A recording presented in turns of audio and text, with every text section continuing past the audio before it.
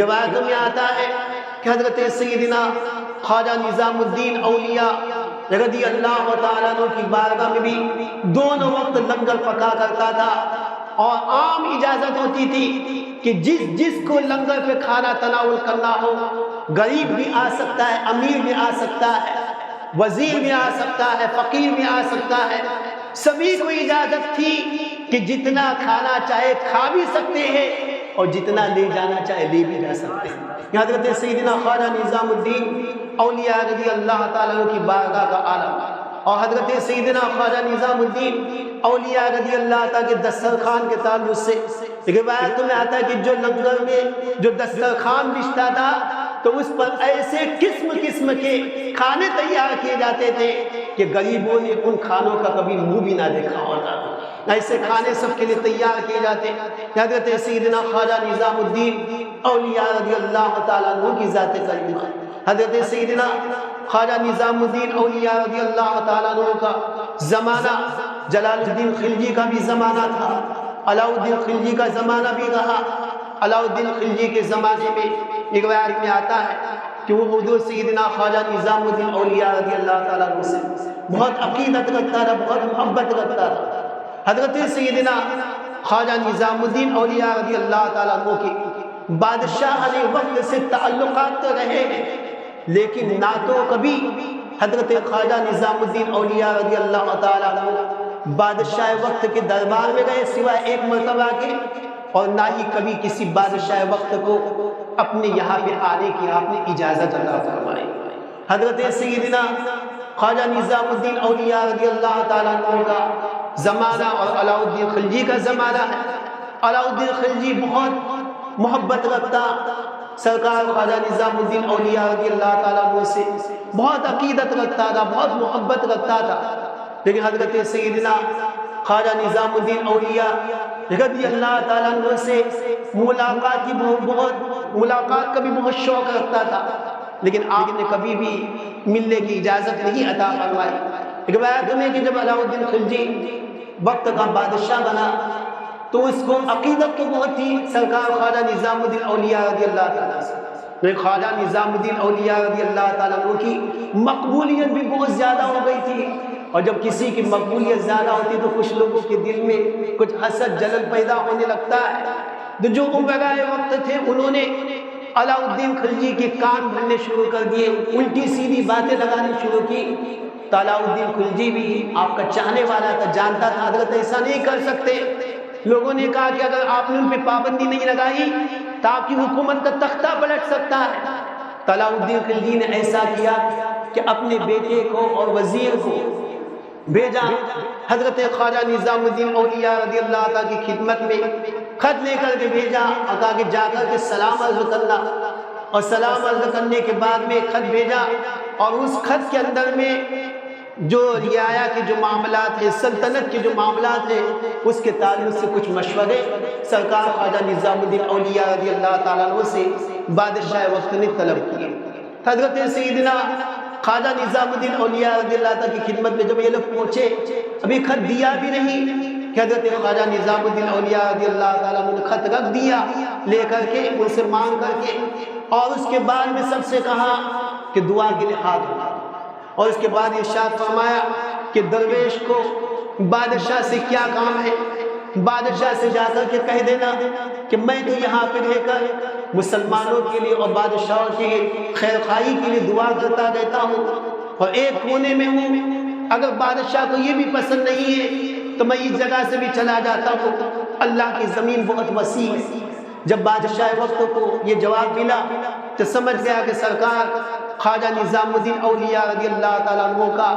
ہماری سرزمین پہ رہنا یہ تو ہمارے لیے برکت کا باعث ہے۔ اس کے بعد میں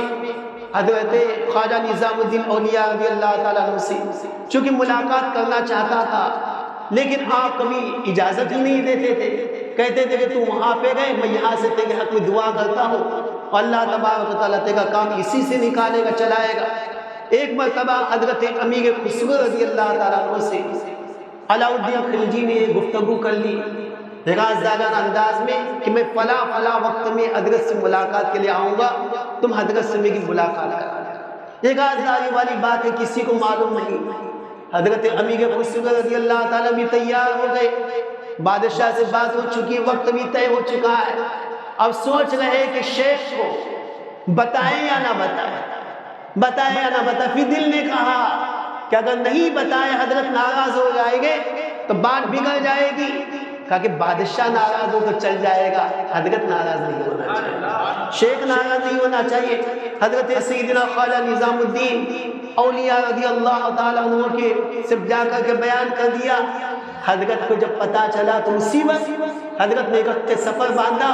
اور پاک پٹن شریف کی سرزمین حضرت بابا فرید گنج شکر رضی اللہ تعالیٰ کے یہاں جانے کے لیے آپ نکل گئے۔ بادشاہ کی ملاقات نہیں ہو سکی، بادشاہ ناراض ہوا حضرت امیر خسرو رضی اللہ تعالیٰ عنہ پر کہ رازداری میں بات ہوئی تھی، تم نے راز فاش کیوں کیا؟ حضرت امیر خسرو رضی اللہ تعالیٰ نے جواب ارشاد فرمایا، بادشاہ سن لے کہ بادشاہ ناراض ہوگا تو سمے کی جان جا سکتی ہے، لیکن مرشد ناراض ہو جائے تو ایمان کے چلے جانے کا اندیشہ، مرشد ناراض ہو جائے تو ایمان کے چلے جانے کا اندیشہ ہے۔ بادشاہ بھی قدرداں تھا، جواب سن کر کے خوش ہوا کہ حضرت سیدنا خواجہ نظام الدین اولیاء رضی اللہ تعالیٰ عنہ کی ذات کرتے۔ عزیزان ملت اسلامیہ، ایک مرتبہ بہت ہی زیادہ اس نے اصرار کیا کہ حضور میں آپ کی بہت قدر کرتا ہوں، آپ سے ملنے کی تمنا رکھتا ہوں، اجازت تو دے دیجئے کہ میں کسی وقت آ جاؤں گا۔ کہ وہ اصرار کرا تھا تو میں تو ضرور آؤں گا۔ تو حضرت نے بھی ارشاد فرمایا کہ فقیر کی خانقاہ کے دو دروازے ہیں، ایک دروازے سے تو آئے گا تو فقیر دوسرے دروازے سے نکل کر کے چلا جائے۔ یہ حضرت سیدنا خواجہ نظام الدین اولیاء رضی اللہ تعالیٰ ورنگل کی سرزمین پر جب بادشاہ نے اپنا لشکر بھیجا اور لشکر جانے کے بعد کافی عرصہ ہو گیا لیکن کوئی خیر خبر نہیں مل گئی، فتح حاصل ہوئی یا نہیں ہوئی، لشکر کا کیا معاملہ ہے، کوئی بات سمجھ میں نہیں آئی۔ حضرت سیدنا خواجہ نظام الدین اولیاء رضی اللہ تعالیٰ کی بارگاہ میں علاء الدین خلجی نے اپنے قاصد کو بھیجا اور جا کر کے کہا کہ حضرت سے کہو کہ آپ تو مسلمانوں کے بہت زیادہ خیر خواہ ہیں اور ان کا درد اپنے دل میں زیادہ رکھتے ہو، ان کے حق میں دعا کرتے رہتے ہو۔ حضور کافی عرصہ ہو چکا ہے، لشکر گیا ہے اور کوئی خیر خبر نہیں مل رہی ہے، آپ بتائیے مراقبہ کر کے کہ کیا معاملہ ہے۔ اور ساتھ ہی جانے والوں سے یہ کہہ دیا کہ حضرت جو کلمات کہے گے غور سے سننا، تو حضرت کی زبان سے جو کلمہ جیسے نکلے گا ویسا آ کر کے مجھ کو بیان کرنا، ویسا آ کر کے مجھے بیان کرنا۔ جب حضرت کی خدمت میں بتایا گیا، حضرت نے مراقبہ کیا، حضرت نے فرمایا کہ جا کر کے کہو کہ یہ فتح ہی نہیں، ہم نے تو اس کو اور بھی فتوحات عطا فرمائی، یہی فتح نہیں بلکہ ہم نے تو اس کو اور بھی فتوحات عطا فرمائی۔ جب علاء الدین خلجی نے سنا،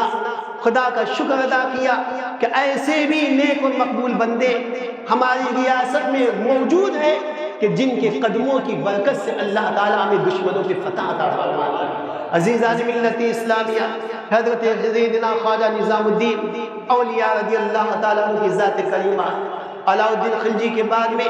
جب قطب الدین بادشاہ بنا تو اس نے جو ہے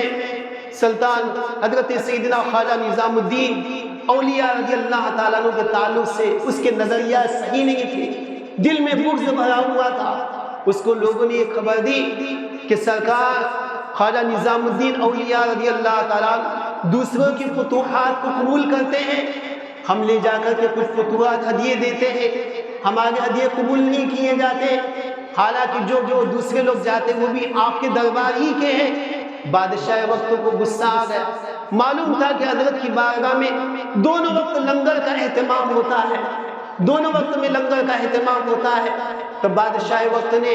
اپنی جتنی بھی امراء وزراء ہے سب پہ پابندی لگا دی کہ کوئی بھی حضرت کی خدمت میں ہرگز حاضری نہیں دے گا، جاسوس بھی بٹھا دیے گئے۔ مقصد کیا تھا؟ مقصد یہ تھا کہ جب ہمارے امیر، ہمارے وزیر حضرت کی خدمت میں جائیں گے نہیں، حضرت کی بارگاہ میں نذرانہ پیش نہیں کریں گے، تب ہم دیکھیں گے کہ حضرت لنگر کا انتظام کہاں سے کرتے ہیں، لنگر کا انتظام کہاں سے ہوتا ہے۔ حضرت سیدنا خواجہ نظام الدین اولیاء رضی اللہ تعالیٰ کو خبر پہنچائی گئی۔ حضرت سیدنا خواجہ نصیر الدین چراغ چہلوی رضی اللہ تعالیٰ جو اس کے راوی ہیں، ارشاد فرماتے ہیں کہ جب ہمارے شیخ کو خبر ملی کہ بادشاہ وقت نے تمام عمرا پہ اس جگہ پہ پابندی لگا دی ہے کہ کوئی بھی مجھ سے نہ ملے، مقصد یہ ہے کہ فتوحات نہیں پہنچے گی، نظر نیاز نہیں پہنچے گی، ہدایہ نہیں پہنچے گے، تو اس کے بعد میں لنگر کا انتظام نہیں کر سکوں گا۔ حضرت خواجہ نظام الدین اولیاء رضی اللہ تعالیٰ عنہ نے ارشاد فرمایا کہ سنو، پہلے دونوں وقت جتنا لنگر بنتا تھا آج کے بعد سے اس کا ڈبل لنگر بنا جائے گا، آج کے بعد سے دوگنا لنگر بنا کرے گا۔ اب دوگنا لنگر بن رہا ہے، کوئی دینے والا نہیں، کوئی آنے والا نہیں، لیکن لنگر کی شان ویسی چل رہی ہے۔ بادشاہ وقت نے کچھ دن کے بعد پوچھا کہ اب کیا معاملہ ہے؟ کہا کہ یہ پوچھتے ہو اب کیا معاملہ ہے؟ کہ جس دن سے تم نے پابندی لگائی ہے حضرت نے حکم دیا ہے کہ جتنا بنتا تھا اس سے دوگنا کھانا تیار کیا جائے، دوگنا تیار کیا جائے۔ بادشاہ نے سمجھ لیا کہ ہم آگے دینے سے نہیں ہوتا، بلکہ یہ تو مصطفیٰ کے شہزادے ہیں، ان کو جو بھی ملتا ہے مصطفیٰ کی بارگاہ سے ملتا ہے، مصطفیٰ جان رحمت صلی اللہ علیہ وسلم کی بارگاہ سے ملتا ہے۔ عزیزان ملت اسلامیہ، یہ حضرت سیدنا خواجہ نظام الدین اولیاء رضی اللہ تعالیٰ عنہ کی ذات کریمہ ہے۔ بزرگان دین نے بیان فرمایا فتوحات آپ کی خدمت میں آتی تھی، لوگ نظم و نیاز لے کر کے آتے تھے، لیکن حضرت امیر خسرو رضی اللہ تعالیٰ جو اپنے آنکھوں دیکھا حال بیان کرتے ہیں، فرماتے کہ معاملہ یہ تھا بارگاہ کا عالم یہ تھا کہ کہتے ہیں کہ جتنے دینے والے ہوتے تھے اس سے زیادہ لینے والے ہوا کرتے تھے، جتنے دینے والے ہوتے تھے اس سے زیادہ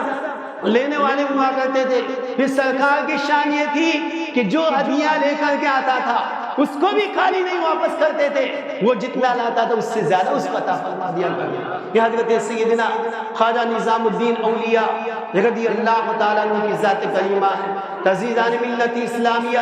سرکار خواجہ نظام الدین اولیاء رضی اللہ تعالیٰ عنہ یہ بھی اللہ تبارک و تعالیٰ کے سچے اور نیک اور مقبول بندے ہیں۔ اللہ